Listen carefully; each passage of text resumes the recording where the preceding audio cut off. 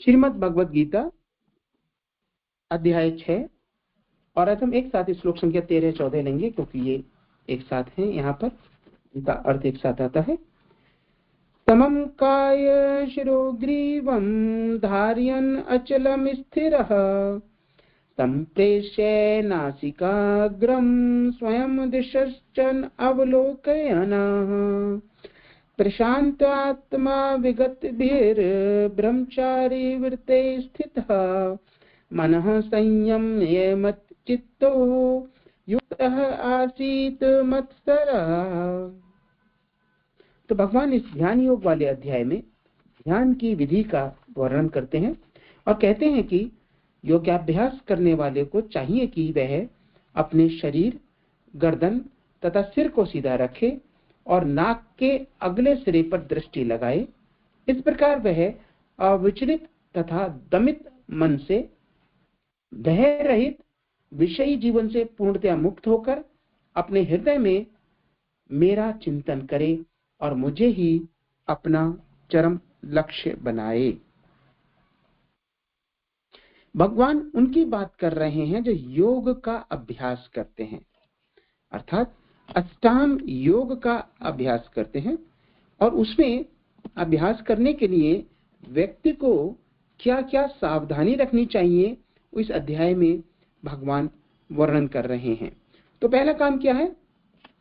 अपने आप को बिठाना। कहाँ बिठाना? ये बताया था पिछले श्लोकों में कि एकांत स्थान में अपने शरीर को स्वच्छ करके पवित्र स्थान में बैठना चाहिए। कुशा का आसन भूमि पर बिछाना चाहिए और ऊपर मुलायम वस्त्र से ढक देना चाहिए उसको, ताकि बैठते समय दिक्कत ना हो, कठिनाई ना हो। आसन बहुत ऊंचा बहुत नीचा नहीं होना चाहिए। इस प्रकार से पवित्र स्थान पर पवित्र भाव से बैठना चाहिए। और बैठने के पश्चात बैठने की स्थिति कैसी होनी चाहिए? जैसे बहुत से लोग कुर्सी पर या सोफे पर या जमीन पर भी जब बैठते हैं तो कमर झुका लेते हैं, कंधे झुका लेते हैं। वैसे नहीं, योगी जब अभ्यास करने के लिए बैठे तो उसकी कमर बिल्कुल सीधी होनी चाहिए, गर्दन सीधी होनी चाहिए, सिर सीधा होना चाहिए और नाक के अगले सिरे पर दृष्टि बनानी चाहिए। तो आंखें जनरली सामने को देखती हैं, तो आंखों को थोड़ा सा नीचे करके नाक देखनी चाहिए। और नाक क्योंकि सारी हमें दिख नहीं सकती, आप प्रयास कीजिए, सुनते सुनते अपनी नाक देखने का प्रयास कीजिए जरा, तो किसी को भी पूरी नाक दिखलाई नहीं देगी। हो सकता है नाक का अगला सिरा भी ढंग से दिखलाई ना दे, पर अनुमान करके अगले सिरे पर दृष्टि जमाएं और इस प्रकार अविचलित भाव से। ऐसा क्यों बोला है नाक के सिरे पर? हम थोड़ा दूर देखेंगे तो हमें भौतिक जगत की दूसरी चीजें दिखलाई देंगी। या तो दीवार दिखलाई देगी तो दीवार में कोई छेद होगा, दीवार में कोई मार्क या निशान बना होगा, कोई चिन्ह होगा, कोई लाइन होगी। कहीं पर प्रकाश कम, प्रकाश ज्यादा होने से अंधकार और प्रकाश का मिश्रण महसूस, आपका ध्यान कहीं ना कहीं चला जाएगा। कोई कैलेंडर है, कोई तुलसी का गमला रखा है, कोई फर्नीचर का पीस है, कुछ भी कहीं भी जा सकता है। पर्दा लगा है, पर्दा हिल रहा है हवा से, तो वहां ध्यान चला जाएगा। तो अपने नाक के अग्र हिस्से पर ध्यान को केंद्रित करना, जिससे कि हमारी दृष्टि पटल पर कुछ और चीज ना आए, क्योंकि जैसे ही हमारी आंखें देखती हैं वो सीधे संदेश भेजती है मन पर और मन विचलित हो जाता है। तो ये विधि है योग अभ्यास करने की, मन को अविचलित भाव पर केंद्रित करने की। और जब ऐसे करता है तो लिख रहे हैं यहाँ पर दमित मन से। दमित मन यानी मन जिसका दमन कर दिया गया हो। हम सबने पीछे पढ़ा है कि मन भागा फिरता है इंद्रिय विषयों के प्रति, क्योंकि उनके लिए इंद्रियां आमंत्रण करती है मन को, चलो ना वहां आनंद लेने के लिए। आंख किसी भी प्रकार का रूप देखने के लिए, नाक किसी भी प्रकार का सुगंध जो भाती हो हमें उसे सूंघने के लिए, कान कोई कर्ण प्रिय शब्द या वाणी सुनने के लिए या संगीत सुनने के लिए या अपनी प्रशंसा सुनने के लिए लालायित रहते हैं। मुंह स्वाद लेने के लिए पता नहीं क्या खा लूं, बस उसकी ओर मन भागा फिरता है। और त्वचा, शरीर से हम किसी प्रिय जन को, प्रिय वस्तु को, उसको छूकर उसका आभास करना चाहते हैं। या सर्दी और गर्मी के मौसम के अनुसार हवा लेने के लिए पंखा या वातानुकूलित यंत्र यानी एसी या किसी और चीज का प्रयोग करते हैं, या सुंदर मुलायम वस्त्र पहनकर उसका अनुभव करना चाहते हैं त्वचा के माध्यम से। तो ये विषय हो गए। इन विषयों की ओर इंद्रियां भागती है और इंद्रियों के पीछे पीछे मन भागता है, परंतु मन का दमन करके, अपने शरीर को सीधा करके, अपने सिर को सीधा करके, अपनी आंखों को नीचे गिराकर और केवल मन को भगवान पर केंद्रित करना। क्योंकि विषयी जीवन से पूर्णतः मुक्त होकर भगवान कहते हैं हृदय में मेरा चिंतन करे।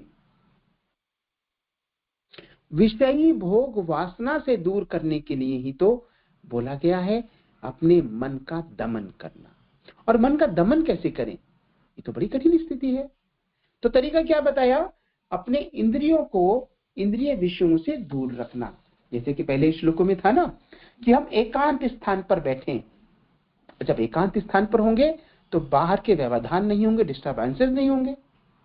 और जब एकांत स्थान पर बैठकर भी आसपास का कुछ भी नहीं देख रहे, हम कुछ भी नहीं सुन रहे, हम कुछ भी अनुभव नहीं कर रहे और नाक के आगे के हिस्से पर केंद्रित करते हैं अपनी दृष्टि को, अर्थात आसपास कुछ नहीं दिख रहा, तो फिर मन का दमन अनायास ही हो जाता है। और भगवान कहते हैं मुझे ही अपना चरम लक्ष्य बनाओ।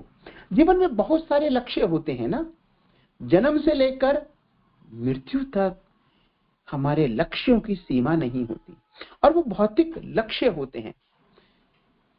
भौतिक लक्ष्य हम जो प्राप्त कर लेते हैं, भौतिक लक्ष्य कैसे, अच्छी पढ़ाई करके अच्छे नंबर लाना, फर्स्ट आना, या अच्छे मार्क्स लाकर अच्छी स्कूल में जाना, अच्छे बड़े कॉलेज में जाना, फिर अच्छी नौकरी प्राप्त करना या बिजनेस करना, खूब सारा धन कमाना, अच्छा पत्नी पति आना, उसके बाद अच्छे बच्चे होना, उनकी पढ़ाई करना, उनको बड़ा करना, अपने आप को स्वस्थ बना के रखना, आनंद की सारी वस्तुओं को इकट्ठा करना, समाज में अपने लिए अच्छा स्थान बनाना, यानी सब लोग मेरी प्रशंसा करें।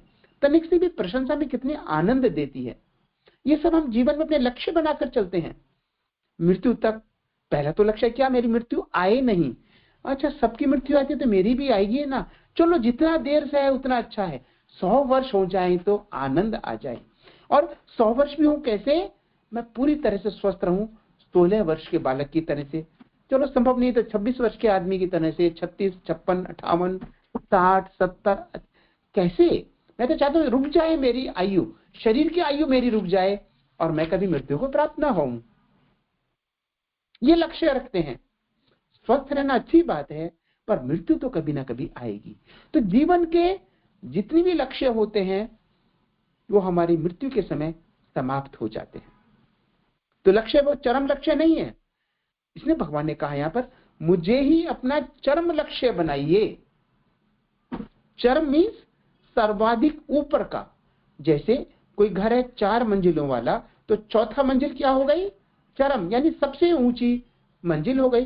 कोई घर अगर 40 मंजिलों वाला होते हैं ना, 30-40 मंजिले में मकान होते हैं ना, तो 40वीं जो सीढ़ियां हो गई, 40वीं जो मंजिल हो गई, वो क्या हो गई, चरम ऊंचाई पर वो सीढ़ी है, या वो घर है, या वो मकान है, फ्लोर है या फ्लैट है।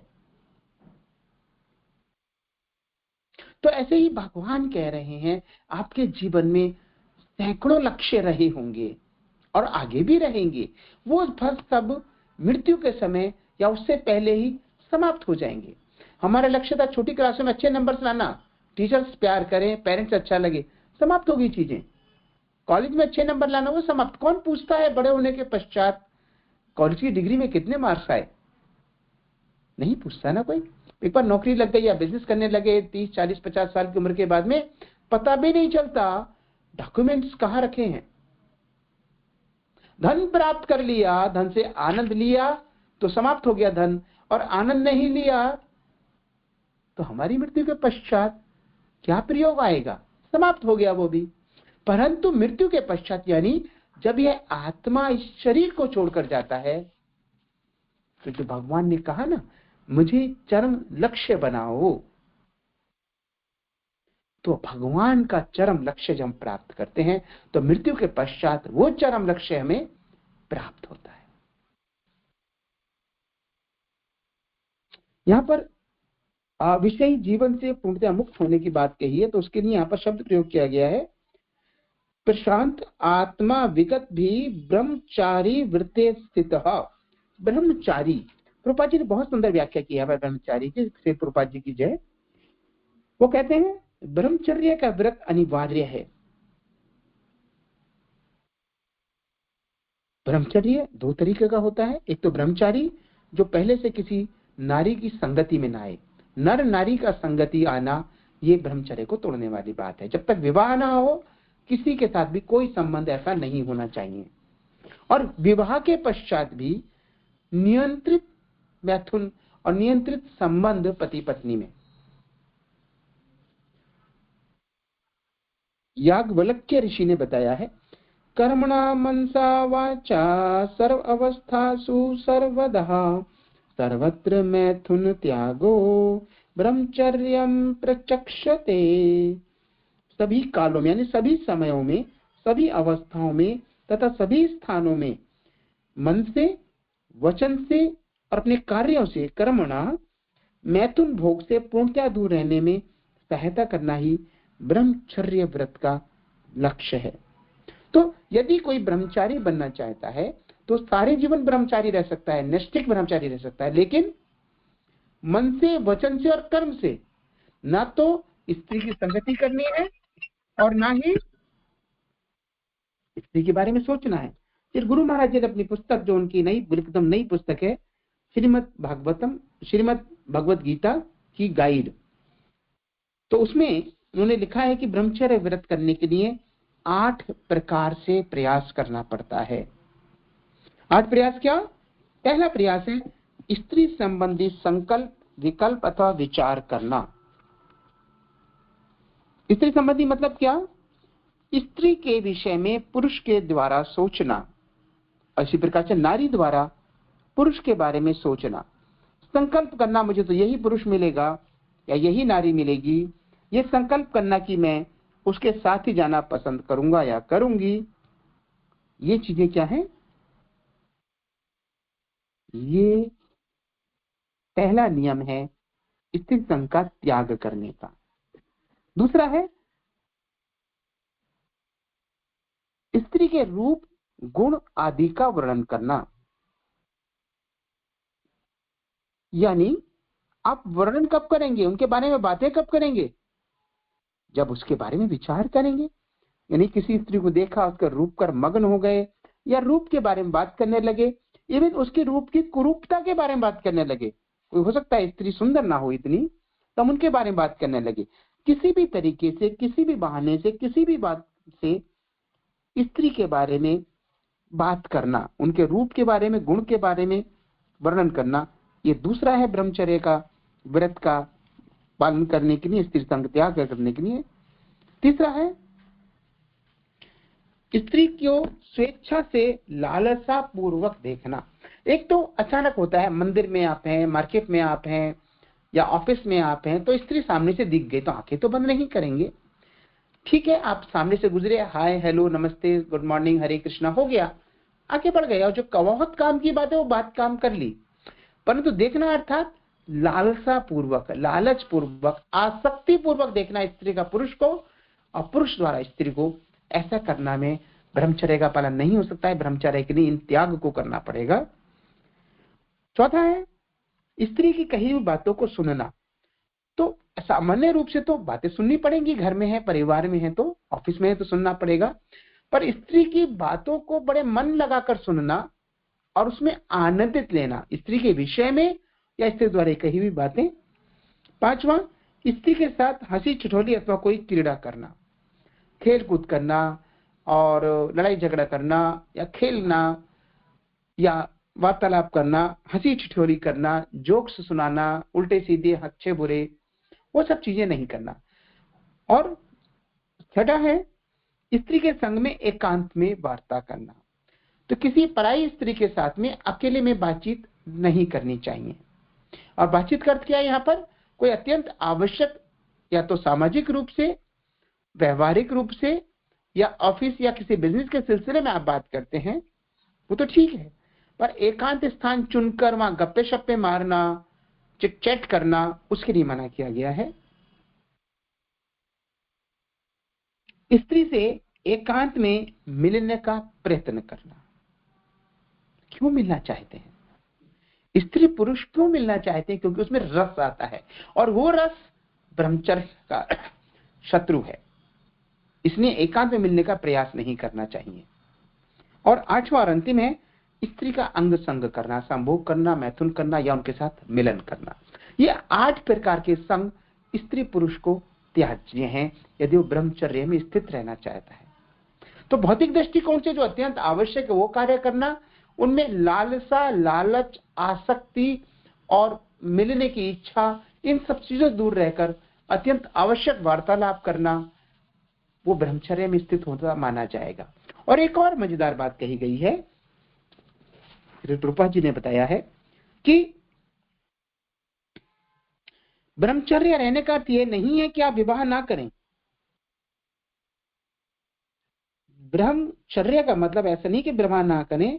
जो विवाह करता है वैदिक विधि विधानों से और साथ में केवल अपनी पत्नी के साथ ही संबंध रखता है और पत्नी केवल पति के साथ संबंध रखती है, यानी किसी भी प्रकार का व्यभिचार नहीं, ना केवल मैथुन संबंध बल्कि किसी भी प्रकार का वार्तालाप और विचार और रस लेना और कोई आशा करना और कोई प्रयास करना, ये सब चीजें नहीं। तो ऐसा ग्रस्त भी ब्रह्मचारी के तुल्य है, क्योंकि उसने मन से और वचन से और कर्म से अपने आप को स्थिर कर रखा है, अपने आप को भगवान की भक्ति में स्थिर कर रखा है। वो इन चीजों से इधर उधर नहीं भटकता। दूसरे अध्याय के 59वें श्लोक में आया था, विषया विनिर्वन्तन्ते निराहारस्य देहिनः रसवर्जं रसोऽपस्य परम दृष्ट्वा निवर्तते। जहां अन्य को विषय भोग से दूर रहने के लिए बाध्य किया जाता है, वहीं भगवत रस स्वादन के कारण इंद्रिय तृप्ति से स्वयं विरक्त हो जाते हैं। भक्त को छोड़कर अन्य किसी को इस अनुपम रस का ज्ञान नहीं है। अब जैसे उदाहरण लीजिए, आप भगवान की कथा सुनते हैं, भगवान के बारे में चर्चा सुनते हैं और भगवान के बारे में आनंद लेते हैं। भगवान में के बारे में जो आपने आनंद लिया वो दूसरों को बांटते हैं। इसमें कुछ तो रस आता होगा ना, तभी तो प्रयास करते हैं सब। हम समय निकालकर आपके साथ रहते हैं, आप समय निकालकर हमारे साथ हैं, आप दूसरों को भी बताते हैं रस आ रहा है, कुछ ना कुछ तो रस आता है ना। तो यदि बोला जाए अपने इंद्रियों पर नियंत्रण करो, तो कितना कष्टपूर्ण है ना ये। इंद्रियां, तुमने 5 इंद्रियों की बात की, बहुत कष्टपूर्ण है अपनी इंद्रियों को नियंत्रित करना। परंतु जो भगवान का भक्त होता है उसे अपनी इंद्रियों पर नियंत्रण करने के लिए कहने की आवश्यकता ही नहीं है। वो तो भगवान के साथ कार्यकलापों में ऐसा व्यस्त हो जाता है, उसे कुछ और आवश्यकता ही नहीं है। जैसे स्वादेंद्रिय की बात करते हैं, जिह्वा की बात करते हैं, हम खाना नहीं खाएंगे, क्या खाएंगे? भक्त सोचता है प्रसादम पाएंगे। और प्रसादम मतलब क्या?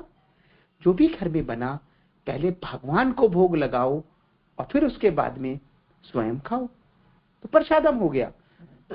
भगवान ने आपका प्रेम स्वीकार किया, आपने प्रेम पूर्वक जो भगवान को भेंट दिया भोग यानी भोजन, वो भगवान ने स्वीकार किया और उसके पश्चात अपना और प्रेम उसमें डालकर हमको वापस कर दिया। तो भले ही कुछ लोग कहते हैं इसमें क्वांटिटी तो उतनी थी, 2 पराठा मतलब 2 ही पराठे वापस आए, 4 रोटी वाले 4 रोटी वापस आई, चावल रखे तो उतनी ही चावल बाकी है, एक भी चावल कम नहीं है, एक बूंद दाल सब्जी कम नहीं है। नहीं, जो आपने अपना प्रेम अर्पित किया भगवान को, जो आपने समर्पण अर्पित किया भगवान को, उसमें भगवान ने अपना प्रेम और आशीर्वाद लगाकर हमें वो प्रसाद वापस किया और हम उस प्रसाद को पाते हैं। और ये चीज सभी चीजों के लिए है। जो हमें धन मिलता है, हम धन कमाते हैं, वो भगवान की इच्छा की पूर्ति के लिए, भगवान से प्रेम करने के लिए, भगवान को अच्छा अच्छा भोजन अर्पित करने के लिए, अपने परिवार के सदस्यों को, विशेष रूप से बच्चों को भगवान के बारे में बताने के लिए, भगवान की भक्ति करने के लिए। अभी कोई मुझे आज ऑफिस में बता रहा था कि कोई सिनेमा का कोई पुराना कोई वो है, कलाकार है, नाम नहीं मैं लूंगा, उसने बताया था मुझे, उसकी लड़की है, पुत्री है, और उसने किसी मुस्लिम से विवाह किया है। कोई बात नहीं, ठीक है, जैसे उसकी चॉइस। अब उससे केबीसी कौन बनेगा करोड़पति, अमिताभ बच्चन ने उनसे सवाल पूछा कि बताइए, हनुमान जी संजीवनी बूटी लेकर आए तो किसके लिए लेकर आए? मुझे पूर्ण विश्वास है सभी लोग एकदम से बोल देंगे किसके लिए लेकर आए। और उस लेडी ने, उस महिला ने नहीं बता पाई कि हनुमान जी किसके लिए संजीवनी बूटी लेकर आए। मुझे बताया गया आज, तभी मुझे याद आ गया आपको बताने के लिए। हम संस्कार नहीं देते बच्चों को, संस्कार नहीं दिया, उन्हें पता ही क्या रामायण क्या है, राम क्या है, सीता क्या है, रावण क्या है, लक्ष्मण क्या है, हनुमान क्या है, संजीवनी बूटी क्या है। उन्हें पता किया कि हमारे जो धर्म है, हमारा सनातन धर्म है, उसकी प्रक्रिया क्या है। तभी तो मुस्लिम से विवाह किया उन्होंने, प्रेम किया, विवाह किया। भगवान से प्रेम नहीं किया, अपने संस्कारों को छोड़ दिया और दूसरी जगह चले गए। तो जो प्रेम हम अपने लिए भगवान से चाहते हैं, जो भगवान का आशीर्वाद चाहते हैं, उस प्रेम को विस्तारित सबसे पहले अपने बच्चों में, अपने परिवार में करना चाहिए। ये तो बच्चे देखिए कितनी कठिनाई में है, दया आती है बच्चों को, ना खेलने का समय, ना खेलने के मैदान, ना खेलने के लिए साथ में बच्चे, स्कूल का प्रेशर, इधर उधर का प्रेशर, बच्चे बेचारे स्कूल जाते हैं और स्ट्रेस में होकर वापस आते हैं। उन्हें प्रफुल्लित भाव से भगवान से जोड़िए, भगवान की कथाएं सुनाइए, बचपन की उनके ध्रुव और प्रहलाद महाराज की कथाएं सुनाइए, भगवान का प्रसाद उन्हें दीजिए। उल्टी सीधी चीजें खाना और बोलना और बात करना मना करिए, उनको मना मत कीजिए, उनकी आदत ऐसे बनाइए, उन्हें कोई स्ट्रेस नहीं होगा लाइफ में। जब हम भगवान से जुड़ जाते हैं तो स्ट्रेस किसका? भगवान सारे भय से हमें मुक्त करते हैं। स्ट्रेस हमें क्यों होता है? क्योंकि हम भयाकांत रहते हैं। स्कूल में बच्चों को टीचर्स का प्रेशर, ऐसे पास हो जाओ, इतने अच्छे मार्क्स लाओ, क्योंकि बच्चे फेल होंगे तो टीचर्स फेल होंगे माना जाएगा। माता पिता का प्रेशर है, समाज का प्रेशर है, बड़े होते बच्चों को बहुत कठिनाइयां हैं। इसलिए परिवार में बच्चों में भक्ति का भाव लाना चाहिए। और इसीलिए जो भगवत भक्त होता है वो ना तो किसी प्रकार की परेशानियों में रहता है, ना किसी प्रकार के बुरी आदतों में पड़ता है, और ना ही किसी प्रकार के डिप्रेशन में या स्ट्रेस में रहता है, मतलब इस तनाव में रहता है, या मन में खीज होती है या क्रोध आता है। उसे तो शांति चाहिए और शांति उसे मिलती है। आनंद चाहिए, आनंद के आगार, आनंद के घर, आनंद के समुद्र कौन है? भगवान है। तो भगवान के साथ जुड़ने के पश्चात सभी प्रकार के कष्टों से दूरी और कष्टों से मुक्ति मिल जाती है। तो शास्त्रीय आदेशों का पालन करके जो योगी है वो भगवान की भक्ति कर सकता है। तो यहाँ पर हमारे लिए क्या लाभदायक चीज है? ये जो ध्यान योग बताया गया है ये नॉर्मल सामान्य योगियों के लिए है, पर भगवान के भक्तों के लिए क्या है? प्रभा जी हम बताते हैं बड़ी स्पष्ट बात, कहते हैं वो प्रक्रिया की बहुत अधिक आवश्यकता नहीं है फॉलो करने की। आवश्यकता क्या है? इस सिद्धांत की। क्या सिद्धांत किसके अंदर दिया था भगवान ने? कि अपने शरीर को, गर्दन को सीधा करके एकांत स्थान में बैठो, अविचलित भाव से रहो, इंद्रियों का निग्रह करो और विषय वासना से पूर्णतया मुक्त होकर हृदय में मेरा चिंतन करो। तो ध्यान करना भगवान के नाम में, ध्यान करना भगवान की लीलाओं में, भगवान की कथाओं में, भगवान के भक्तों में, और बस आनंद पूर्वक जीवन बिताना। क्यों दुखी हूं मैं? अरे सबको सुख देने वाले सुखदाता तो भगवान मेरे साथ है, क्यों कष्ट में रहूं मैं जब भगवान सबका कष्ट हरण करने वाले हैं? होगा ही नहीं। अच्छा, इसका मतलब इन्हें कठिनाई नहीं आएंगी। जीवन में कठिनाई अवश्य आती है और सभी के जीवन में आती है। जन्म लेना भी कठिन अवस्था है और मृत्यु को प्राप्त होना भी कठिन अवस्था है, और उसके बीच में बीमारी होना, शरीर का कमजोर होना, अपना स्वास्थ्य खराब होना, अपने जो शक्ति बचपन में थी अब नहीं रहना, ये सबके साथ होता है। और बुढ़ापा आना, जो अधिक उम्र तक जीते हैं उन्हें बुढ़ापा भी अधिक सताता है ना, वो भी सबके साथ होना है। और जब होना ही है तो रोने की क्या आवश्यकता है?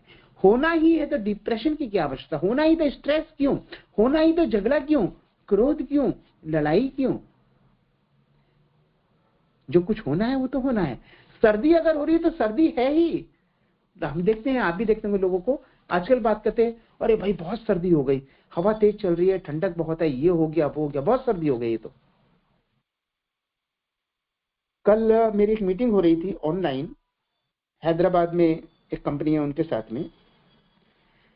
तो छूटते वो महिला बात करती हैं, अब सर यहाँ तो बहुत ठंड है, वेरी कोल्ड है, नेवर बीन लाइक दैट, पहले कभी नहीं हुआ कि हमारे यहाँ हैदराबाद इतनी ठंड हुई हो। अरे भाई हो गई तो हो गई ना, उसके बारे में क्या चर्चा करनी? अगर चर्चा के लिए बोलो ना, देखो भगवान की कृपा, देखो हमें तो सर्दी देखने को मिलती नहीं थी। दिल्ली वाले सारी सर्दी लपेट लेते थे, हिमाचल वाले सारी सर्दी लपेट लेते थे, कश्मीर वालों को सारी सर्दी मिल जाती थी, हमें साउथ इंडियन को सर्दी नहीं मिलती थी। वाह, हमें भी सर्दी मिल गई आज, भगवान की कृपा है। कौन देखता है इसे? केवल भक्त देखते हैं। हर एक चीज में भगवान की कृपा होती है, क्योंकि अगर नहीं देखोगे तो भी तो ना, 7 डिग्री सेल्सियस अगर हो गया तापमान, बहुत ठंड हो गई, तो आपकी चिंता करने से 8 और 10 तो नहीं हो जाएगा ना, उतना ही रहेगा। जो चीज हमारे नियंत्रण में है तो क्यों चिंता करना, उसको नियंत्रण में ले लो। और जो चीज हमारे नियंत्रण में नहीं है उनकी क्या चिंता करना, उनको नियंत्रण में ले ही नहीं सकते हैं। समय बीता जा रहा है, हमारे नियंत्रण में नहीं है, क्यों चिंता करना, उसको प्रयोग करना हमें चाहिए। तो जो साधना की बात की गई है, ध्यान योग की बात की गई है, ये व्यवहारिक जीवन में, समाज में, परिवार में, स्कूल में, कॉलेज में, बिजनेस में, नौकरी में रहते हुए समभाव से रहना, तो कोई कष्ट है ही नहीं। और आध्यात्मिक जीवन में ये सिद्धांत क्या कहता है कि हम भगवान के नाम को, अपने आप को पवित्र रखते हुए, शुद्ध रखते हुए, ब्रह्मचर्य में स्थित होते हुए और ध्यान लगाकर केवल भगवान के नाम का मनन करें। जब हम बोलते हैं हरे कृष्ण कृष्ण कृष्ण हरे हरे, हरे राम राम राम हरे हरे, मुंह से निकला हुआ एक एक शब्द, 16 शब्दों का ये जो मंत्र है, हरे कृष्ण और राम का, ये 3 शब्द जो 16 बार आए हैं, इनका हम जब मुंह से निकले तो कानों से सुने, श्रवण करें और हृदय तक जाए, हृदयांगम करके, हृदय में उसको अनुभव करके आनंद करें और आनंद लेते रहें। हरे कृष्ण कृष्ण कृष्ण हरे हरे, हरे राम राम राम हरे हरे, हरे कृष्ण कृष्ण कृष्ण हरे हरे, हरे राम राम राम हरे हरे, हरे कृष्ण कृष्ण कृष्ण हरे हरे, हरे राम राम हरे हरे। लेते रहिए नाम भगवान का और आनंद लेते रहिएगा। इसी प्रकार से हम आनंद पूर्वक अपने जीवन को बिता सकते हैं। तो बद्ध जीवन है, जो कष्ट हैं, उनको भी हम स्वतः ही बिना किसी कठिनाई के जीवन में उनको दूर कर सकते हैं। हरे कृष्णा। मैं विराम देता हूँ।